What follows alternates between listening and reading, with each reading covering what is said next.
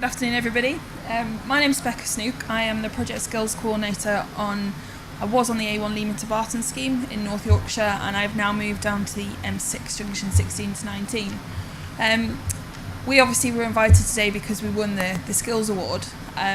So I want to introduce it as my story about me, but also about the skills and development of the people on the project itself.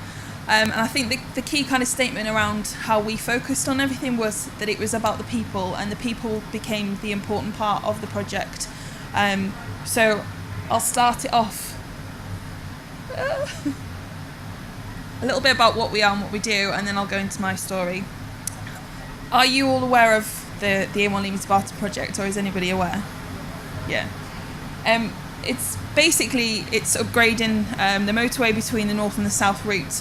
Once complete, it will give a continuous motorway between London and Newcastle, obviously improving the connections between the M62, A64, A19, etc.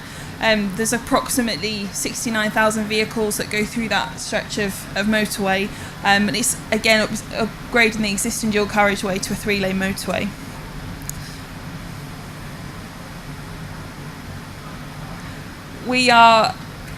It's a very large project. Obviously this scheme cost is around 420 million, but what it's key to kind of point out within this project is where it is within the country. It's in quite a rural area, the North Yorkshire, northeast of England.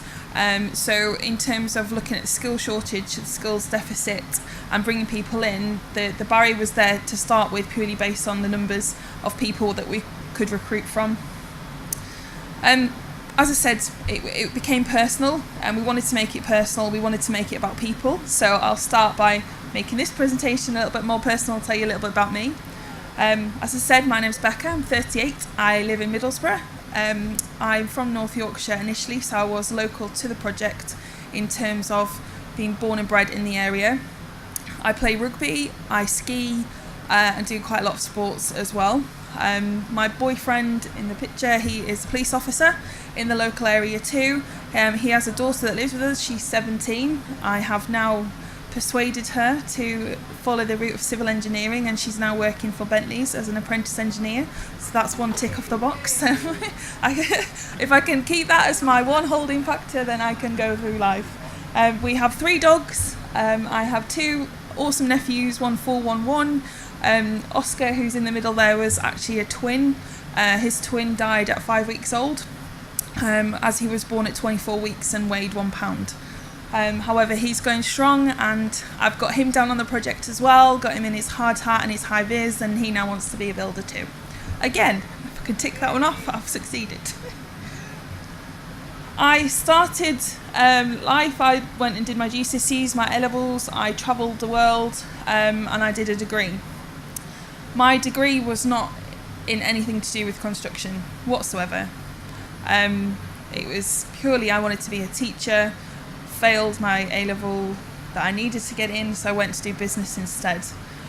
From there, I took a role as a communications officer and then into management for EE, so Orange at the time, and got into what they called the fun stuff. And I think that's where my focus, my love, my passion came for developing people, working with people, alongside people came from.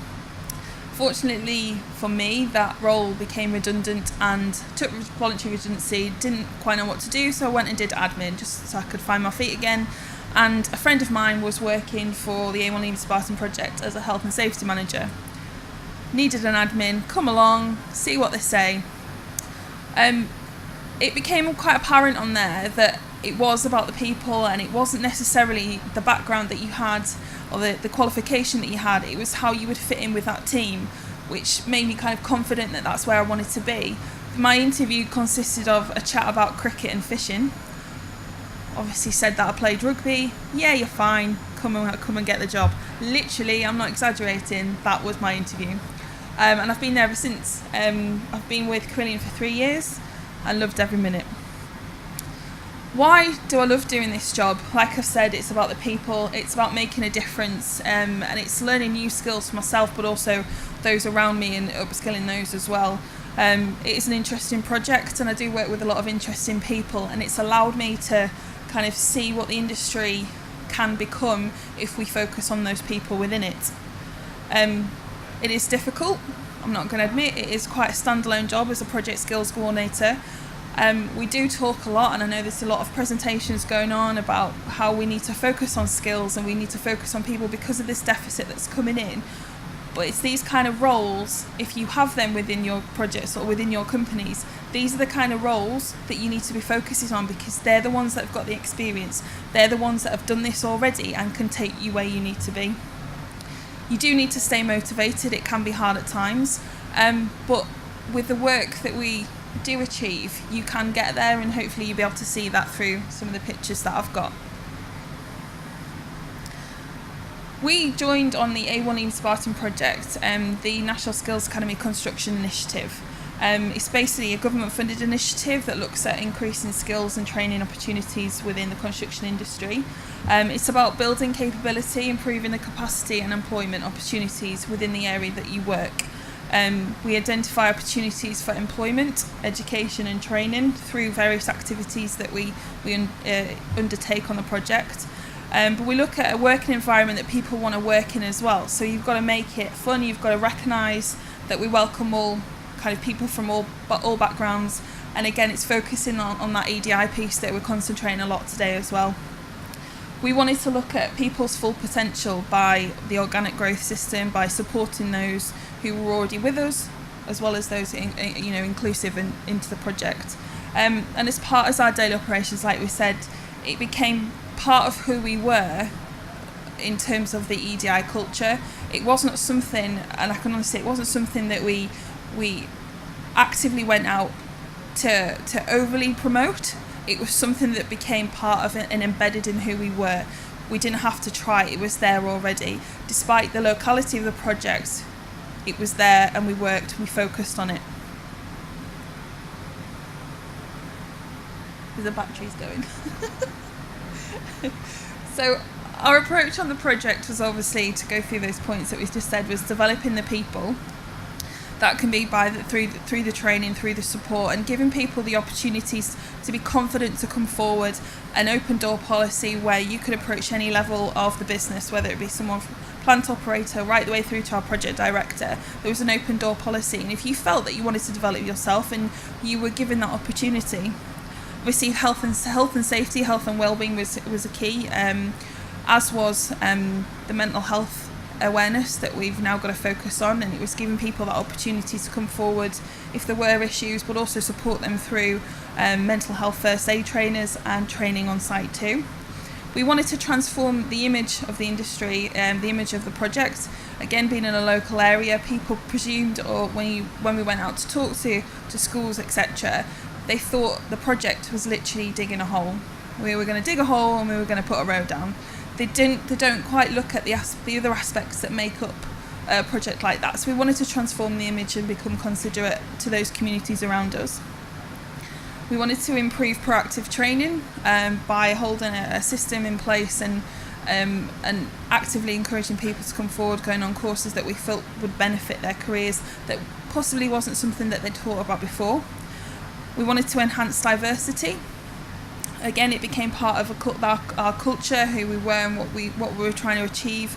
That can be anything from the ethnicity, age, sexual orientation, etc. on the project, and it was just something that kind of happened to be there. It's very hard to explain. That also included improving competence, as a whole of the project. This isn't working. In the 3 years that I worked on the National Skills Initiative, we actually achieved exceeded over 100% with the key performance indicators that we had to, and we were one of the only projects under the initiative that were able to achieve this. 94% of our people were proud to work for the project. And I think I put that on there first because I think it's a massive achievement and it's something that we'll carry right through. 366 is the number of construction curriculum related activities that we took part in. So that was anything from mock interviews to CV support, things like that with students, anything to do with coming into a career in construction. 42 is the number of people we're able to provide work placements for on the project.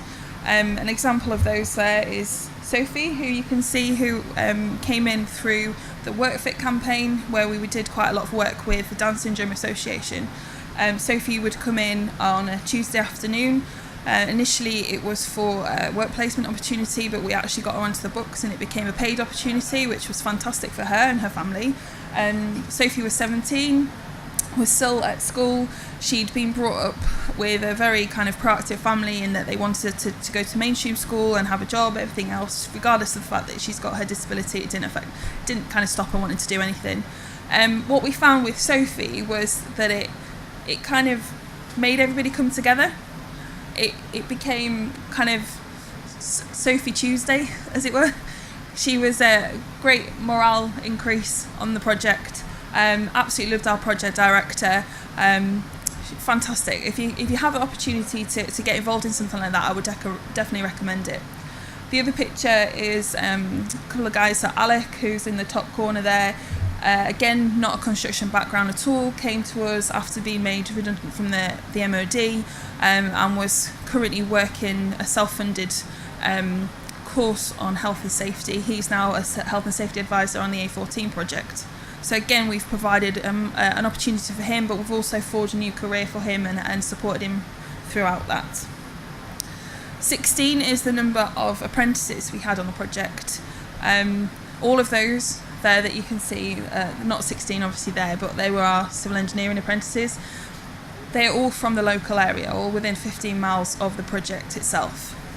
5 of those was a direct result of us going out into local schools and talking to them about careers in construction. They became interested in it, asked us further for more information, came along for assessment days and were successful off their own back. 7 of those that are Carillion are now on the A14 project, and the Morgan Sindel apprentices, I think they've got a majority of them have gone to the M5, so they have got a huge career ahead of them, and hopefully if they get their head down they'll be able to get on with it. I think one of the 4th one along, Jack, who was actually from the same school I went to, a little area in Leyburn. I don't know if you've ever heard of it. It's a very rural little town. Went to school there. He's flown through to the extent that he's now managing a team as an apprentice on a structures point of the A14 project, and he's got people that are qualified working underneath him because he's doing so well. So these are the kinds of people that, without us being there, we would have missed that opportunity to support him through a career in construction, and he's the future of our industry that we need to focus on. 17 is the number of graduates that we supported on the project, and that's Haddie. Haddie's got a huge career ahead of her again, but she's followed the BIM route and now works on the M6 16 to 19 with me. She's come from a background of moving over to the UK from Ghana, and again has got a huge career ahead of her because of the focus that we've been able to get her on the right path. 47 is the number of schools that we have visited. That can be anything from primary school through to secondary schools. We support them through various activities. The bottom corner is we had Aggregate Industries, who you can see a picture of there, actually donated their time and support to lay a concrete playground for this young chap Archie, who without our help wouldn't have been able to go to school because he couldn't walk properly on an uneven ground. Again, we've had poster opportunities up in the top corner where we were able to go into a local primary school and get them to think about health and safety for road users as well. 87 is the number of people we have been able to employ on the project who were previously unemployed or in training, which again is a huge number based on where we are in the country. Carl, who's the smiley face in the middle, who is now a very, very good friend of mine, and I think you can kind of see where we focus on that it does become about the people, and which is why it's made it a success. But Carl I met through an initiative called Operation Nightingale, which helps and supports ex-military with archaeology. They're able to concentrate those, especially those from PTSD. Carl was ex-RAF. He was diagnosed with retinitis pigmentosa and unfortunately had to leave the RAF. He is now legally blind. He's only got 7 degrees worth of sight left, and he basically had applied for over 2,000 jobs and had 4 responses back, basically offering him positions in security. Carl's blind. He's not going to be able to look after anything. He'll admit that himself. He just needed an opportunity for somebody to have faith and confidence in the fact that he could probably work in an office or possibly work in an office. So we gave him that opportunity. He's now working in Blackpool where he lives because of the opportunities we've given him. And his parting words when he left us were, with the right people in the right environment, his disability really wasn't a disability at all. And that's kind of stuck with me because it just shows that it doesn't matter who you are. If you're the right person for the job, then someone's going to be there to support you. The lovely smiley face in the bottom corner is actually my stepdaughter, so it's just to prove that we've got her the job. She's in the industry, so I'm going to include we were able to support that, but we brought her onto the A1M Leeming Barton project and started her off, and hopefully she's going to be with the industry for the rest of her life. 31 is the number of further educational facilities that came to visit us. So we would have universities, colleges come down to the project and talk to various aspects of the team, the engineers, the environmental, archaeology, who were able to support them in their careers. And I think we have two as a direct result of that who now work on the project. One is in environmental, one is under the archaeology team. 122 is the number of STEM activities that we supported. We were asked to work with ICE on an event at St James's Park and supported and hosted an event there for students and graduates of the engineering team within Newcastle. And again, focusing on the people side of it, we were able to raise over £200,000 for those in the local community for various charities, various groups within the local area as well. That cheque presentation there isn't obviously for £200,000, but we raised, I think is it £7,000, I think, please, I can't really read it, for a local premature baby unit. The chap in the middle and his wife in the black top lost their child due to a premature birth, and the project got behind them and were able to raise through various activities an amount of money for the unit that helps support them. So yes, it is about the people that work on the project, but it's also those around and how those can be affected. Because of the fantastic work that we did, 2 years running, we were considered site gold winners with a high score of 47 for the CCS, which is a fantastic achievement. We also received a Considerate Site Runner-Up Award. We fortunately didn't get that this year. However, we can use that, and we can use the information going forward and take it from there. And obviously, the reason that I'm here today is that we won the Skills Award for the CIHT in 2017, which shows that the passion and the effort and the work that we did with the project, the people on the project and those around us, it works and it takes us where we need to be. So in effect, the efforts in the National Skills Academy, but the support that we had from the bottom right the way through, we were able to identify and support the education, employment and training. We could focus on specific employment groups and the skills development, and we're able to work in an environment that recognised people from different backgrounds, experiences and abilities. We benefited from having a diverse employee base and increased growth and capability of the construction industry. We implemented a large range of diverse employment and training strategies and demonstrated the benefits to the local community as well. By doing that, we're able to ensure our workforce had the correct skills for the business and for the infrastructure sector. There's a few pictures on there that I've used already, but there's so many more that I could share with you that just shows what we were able to do just through this initiative. Throughout the course of the A1 Leeming Barton project, whatever we did, we would use the 3 hashtags. first obviously is a given. It's the hashtag A1 Leeming to Barton, A1L2B. The second is be proud, and we were proud. We were all proud. It says that first slide that I showed you about the 94% of people were proud to work on that project, and we were. And I'm considerably proud of what we achieved on there, and it's taken me, and hopefully it's forged my career as well. But the third one is this hashtag changing lives.